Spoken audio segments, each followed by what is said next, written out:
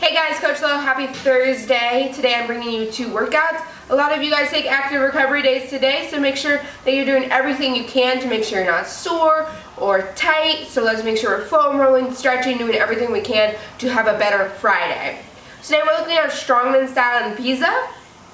For Strongman style, it's 4 minutes at each in teams of 5. Sled push, hand over hand sled push, calorie ski erg, sandbag clean, and yoke carry. There's a ton of different modifications, but I first want to say this: we have been put on a stay-at-home order, and we have been put on restrictions.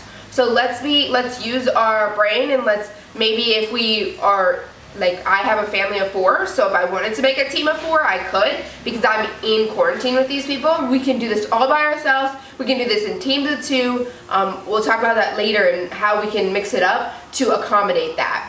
Some movement substitutions, because I know a lot of people might not have those. You know, we're going to have to use what we have. You can do farmer's carries, plate pushes, calorie bike, or calorie row. They didn't put that in there, but calorie row, or running, shuttle runs, tire flips, D-ball carries, axle bar cleans. Axle bars are a little bit thicker than your regular bar. Sandbag carries, back rack barbell carry, so you can just back rack your barbell and carry it around. Atlas stones, sled drag, and slam balls. So there's a ton of different variations. You can pick your variations to kind of rotate in there. I do recommend having like a cardio movement in there because it is calories on the ski erg. So maybe putting calories on the row or shuttle runs in there. Tips and tricks. If you are not in a team of 4 or 5 and you are all by yourself, you're going to do 2 rounds of 2 minutes at the 5 stations, resting 30 seconds between each round. If you're a team of 2 and you have somebody else to work out with, I would recommend, they don't have this in the Sugar One notes, so it's exclusive on the video. You're going to do 2 rounds, 4 minutes at each 5 stations, no rest, because your rest is going to be in there. So mainly I want, one partner to work for 2 minutes, one partner to work for 2 minutes. You're going to have your rest built in there. Today's an odd object focused workout, so we're going with odd objects, even though we're not really working with the barbell unless we're doing it in our back rack, or the axle bar, which is thick, so it's hard to grip. You can't do a full grip around it.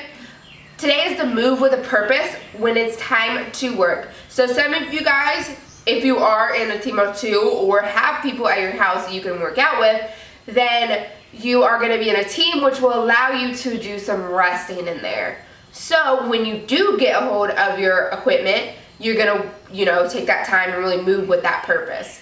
You can keep score of your rounds and like all your reps and stuff, but really today is just focused on moving and moving well. This is a great variation of training and prepares you for everyday life. So every day we're not always carrying a barbell. Our barbell is a very symmetric item. So when we put weight on it, it's very symmetrical, it's perfect. When we work with that. Odd objects, you have to hold them differently. They're big, they're just like different. Whereas if you're gonna, carry a load of laundry, it's not symmetric and perfect like a barbell would be when we're trying to, carry it. But like a Atlas stone is gonna be weird and hard to hold, just like a laundry basket. So these things, like working with odd objects and working kind of in the strongman mentality, is just a different variation of training and kind of does a little bit of, functional fitness, because truly that's what CrossFit is all about. Okay, on to Piza. This is 4 rounds, 30 dumbbell swings, 30-foot single dumbbell overhead carry on the left side, 30 sit-ups, 30-foot single dumbbell overhead carry on the right side. So the movements we're going to look at today are the dumbbell swings, the single dumbbell overhead carry, and the sit-up.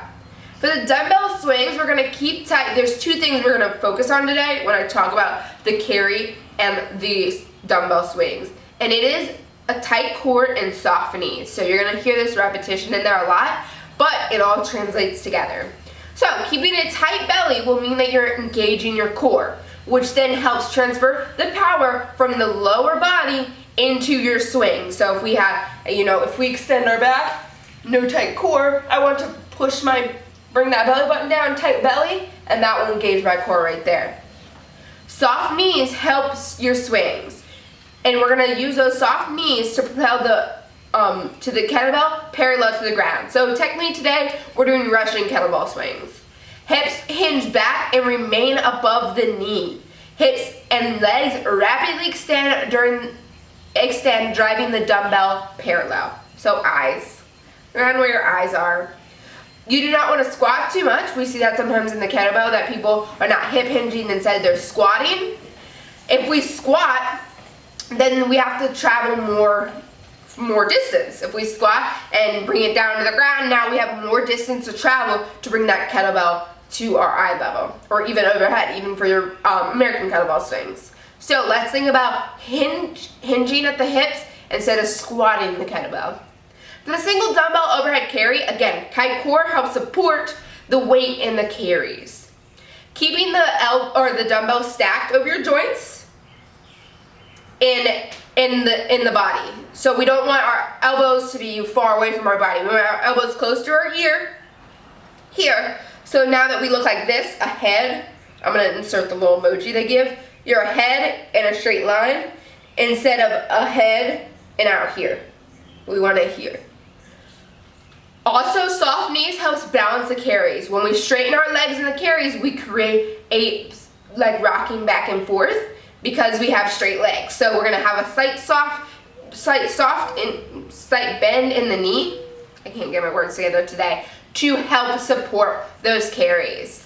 For the sit-ups, if you don't have an ab mat, I've said this before, you can use a dumbbell on your feet, or you can use your couch or anything that you can slide your feet under to help you keep those feet down. Really what I'm looking for in points of performance in a sit-up is that your shoulders are over your hips. And the way if you butterfly, I just touch my toes, and that's when I know my shoulders are over my hips. Some movement substitutions to finish it up. For the dumbbell swings, odd object swings. Russian kettlebell swings, so if you have a kettlebell instead of a dumbbell, you just do Russian kettlebell swings, and banded pull-throughs. For the single dumbbell overhead carry, you can do odd object overhead carry, a kettlebell overhead carry, 30-second side plank, or a 20-second handstand hold. Alright, tips and tricks to finish off this video. This is a core, grip, posterior chain, and breathing workout. We're going to spend about 12 to 16 minutes on this workout. That's what we're aiming for today. The dumbbell swings are really going to be where you shine, where you bring in the heat. The kettlebell swings are a larger set. It's going to take you a little bit longer than your overhead carries and your sit-ups. So let's go for unbroken to larger sets on those dumbbell swings. Hanging on to those 30 reps is important, but I personally, and it's funny that CompTrain mentioned it, because I personally have done this for a while in CrossFit, I don't think it's something that's 30 reps. In my head, I don't set it down. I don't set it down if I'm counting 30 reps, but I do like 15 and 15, or do 15, 10, and 5. So now I'm only counting to 15. Once I count to 15, I forget about it, and then I go on to that next number. It allows you to kind of focus on the task at hand, and keeps you focused, on your kettlebell swings, because sometimes 30 is a daunting number. Whereas 15 seems a little bit smaller, and then we pick another 15, or we pick 10, and then we go to 5.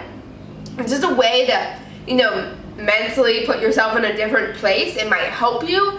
For some people, maybe counting 30 is just easier. For some people, breaking up that number, even into 5, can help. 5 is a little bit harder because you have to keep track of how many 5s you get. So maybe even 10. Doing 10, 10, and 10. That's easy to keep track of, that you did 3 10s that you have to count. So just something to think about, something to put yourself in a different mind space. But that's all I have for you guys today, and I will see you bright and early tomorrow, guys. Bye, guys.